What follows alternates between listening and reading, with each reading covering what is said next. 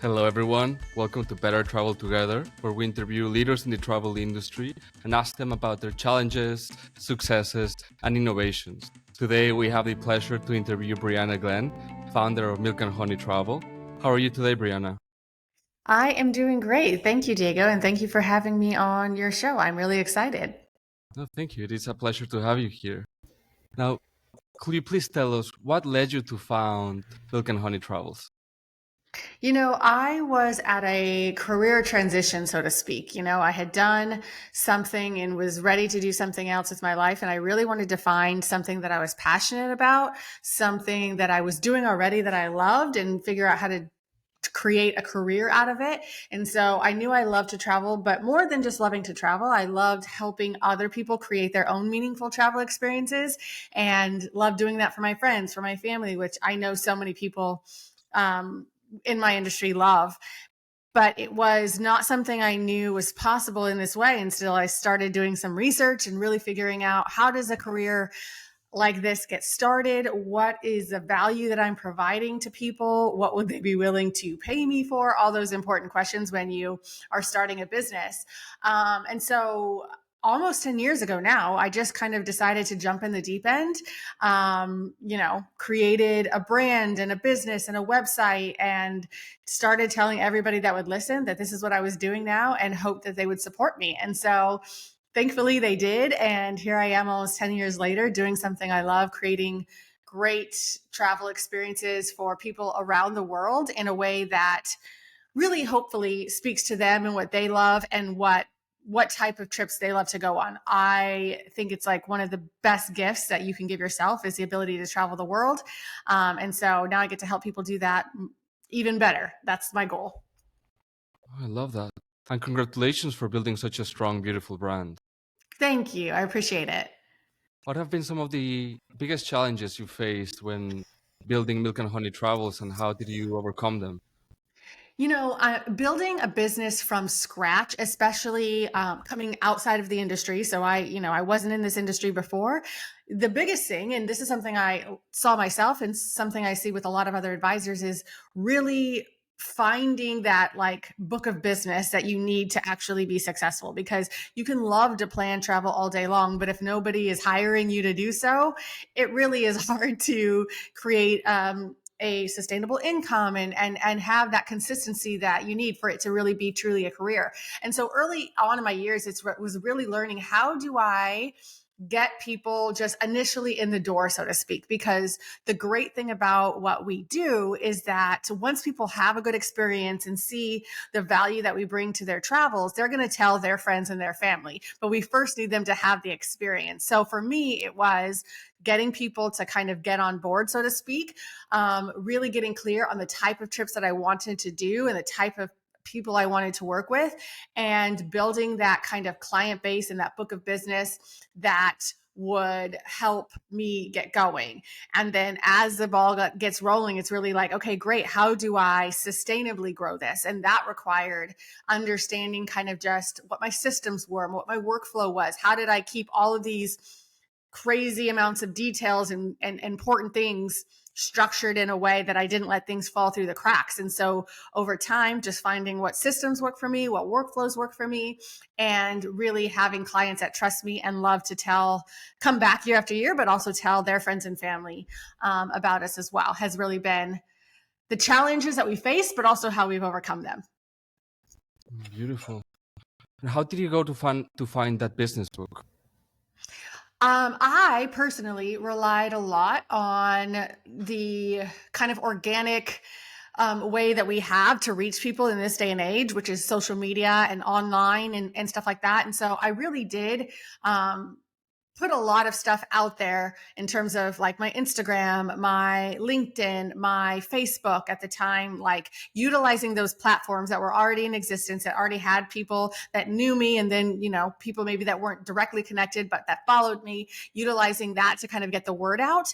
And then just putting myself out there, so to speak. So that really requires just getting from out behind your desk and getting out into the world and letting people know what you do in a very organic way. The easiest way to do that is to really think about, okay, my ideal client, like where are they at already in their day-to-day life, and how and what overlap do we have? Do we enjoy the same hobbies or activities?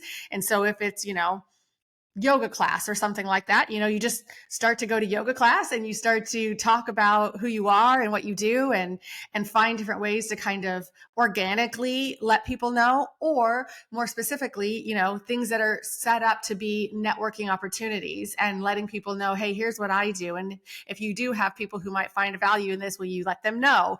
But really putting the word out there with specificity about what you do and who you love to work with allows people to kind of find you and get to know you.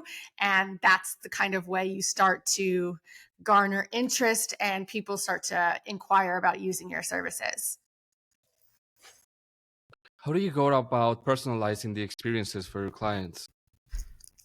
We have personalization is a really big part of our brand and what we do at Milk and Honey Travels. And so I always like to start not with a preconceived notion about what I think a trip should look like, but hearing from clients what it is that they're dreaming about. So all of our trips start with like the basic information that I need to know, but it also just starts with a conversation, not just about the trip details, but who they are as people, because I think we're able to personalize travel experiences that much better when we understand the person behind the trip, right?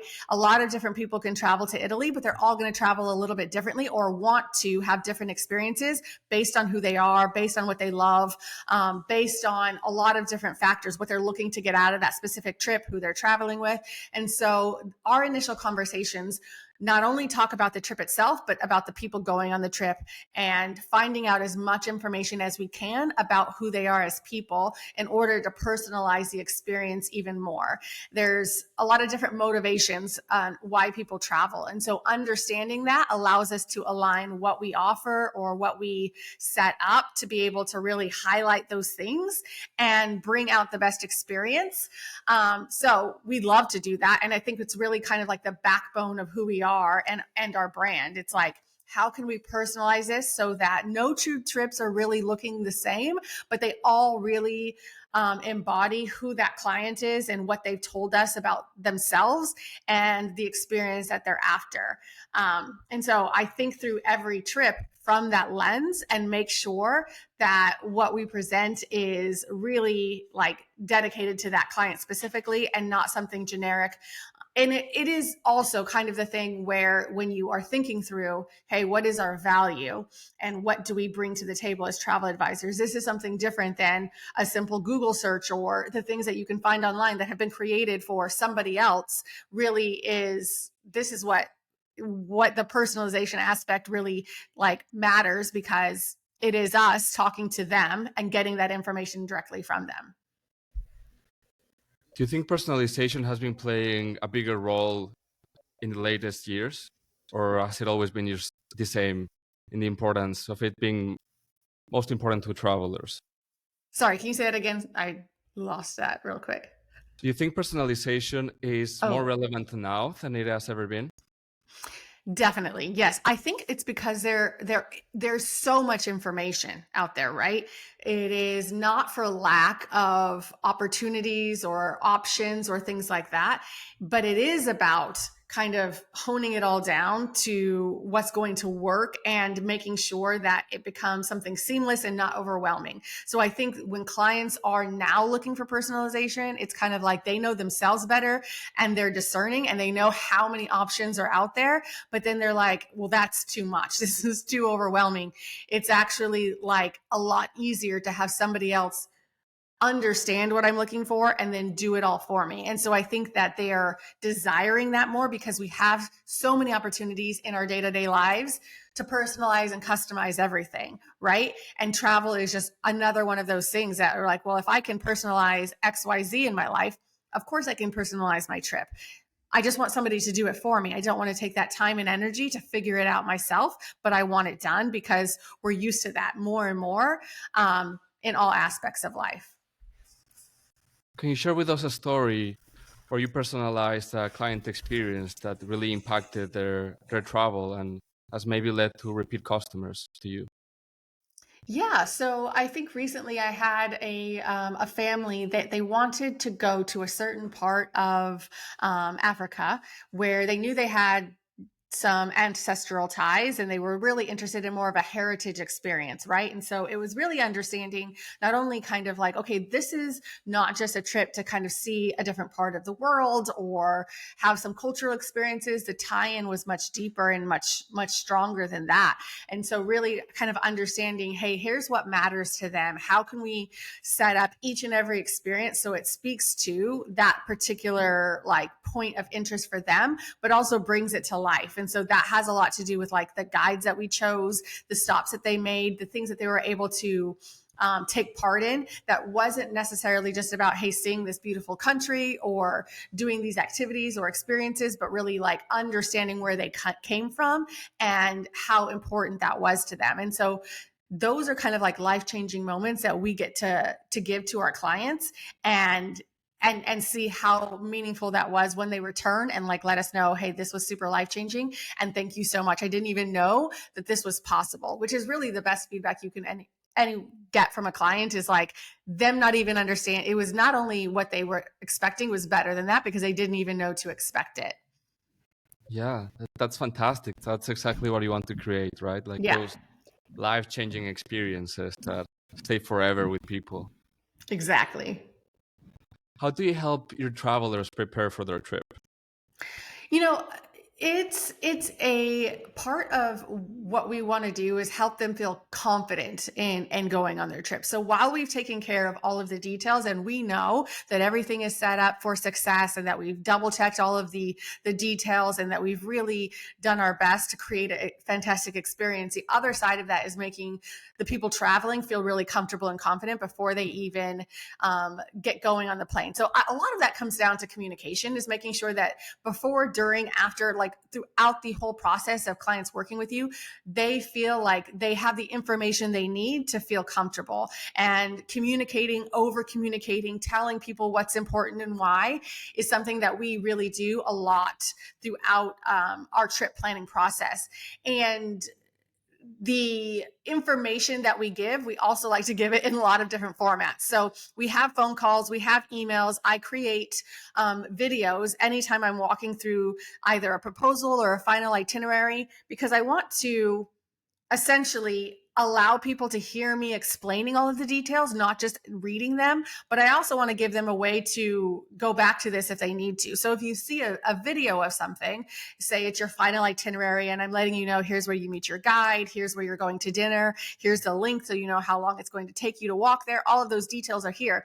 Sometimes we can read that and there's so much information. We take some of it in, but not all of it. But if we read it and we see it and hear it, it becomes to sink in even more. And then the video aspect allows them to go back and watch that as many times as they want. So it stays with them far after just a phone conversation can have. And I found that to be really helpful. When a group is traveling, let's say through Paris, for example, and you know, because you've talked to them, you learn what their dreams are, and we realize that they could be interested in a visit to the catacombs in Paris, for example. Mm-hmm.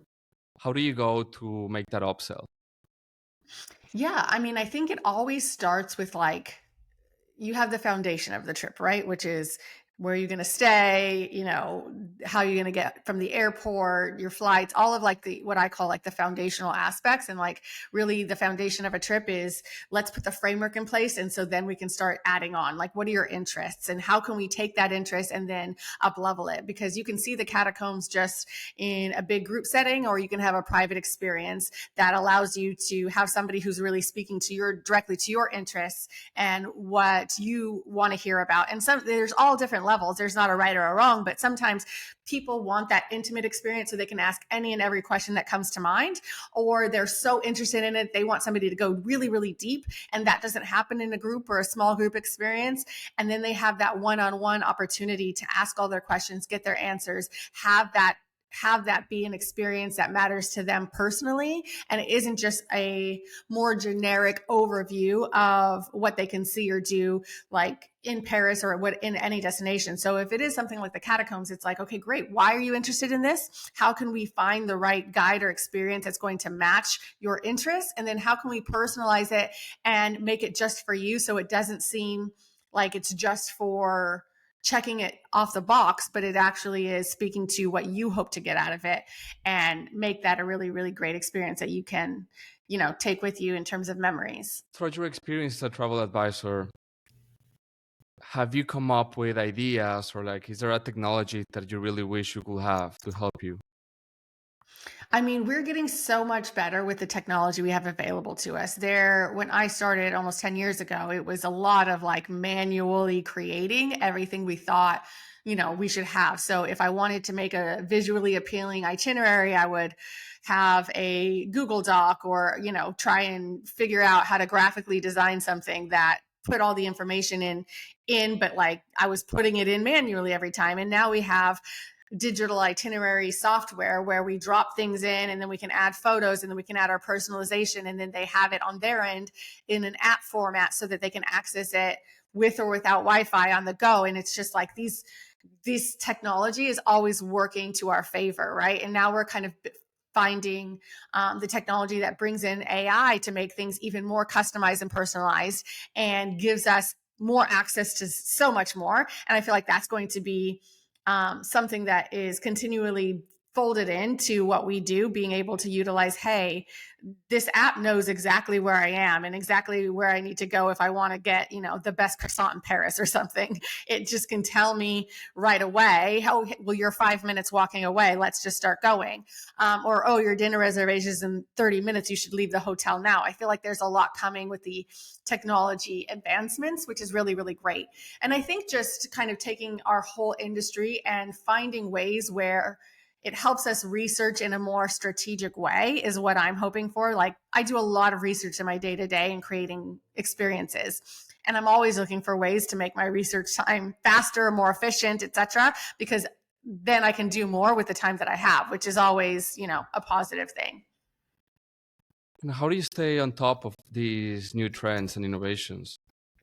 There's so many ways I think that we continue to grow and learn and invest in kind of our own learning and our own kind of like ways that we're staying on top of trends. So I go to conferences, I talk to peers. I'm in a lot of different Facebook groups where people share information all the time.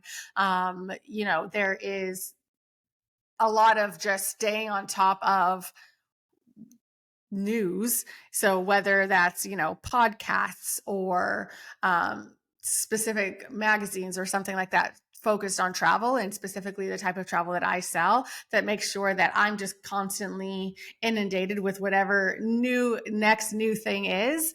But also taking the time and the investment to put myself in the situation where these types of conversations are happening. And a lot of times that is at conferences or groups of people coming together to really kind of share information and see what's working and what's the next new thing is. Well, thank you for that answer, Brianna. And I've seen that you are very passionate about helping fellow travel entrepreneurs rise and become better business people. What advice can you give to aspiring travel entrepreneurs? I think that the biggest piece of advice is to know why you started the business. And I think that will really, number one, allow you to kind of persevere and keep going, but also kind of to create a brand and a business that really speaks to the right type of traveler. There is much more to be said when people can connect with the heart of who you are and why you are so passionate about this, versus you just being able to do the tasks and essentially, you know, complete the transaction. So finding your why and being able to share that with the world allows your brand to be that much more impactful, but also to attract the right type of clients who will love to work with you and can't wait to tell all of their friends and family to work with you as well. Awesome. Well, thank you so much for your time and your wisdom and your experiences, Brianna. I'm sure this content will greatly help our audiences be better travel entrepreneurs. And be more successful in their careers. Well, thank you so much. I'm happy to share.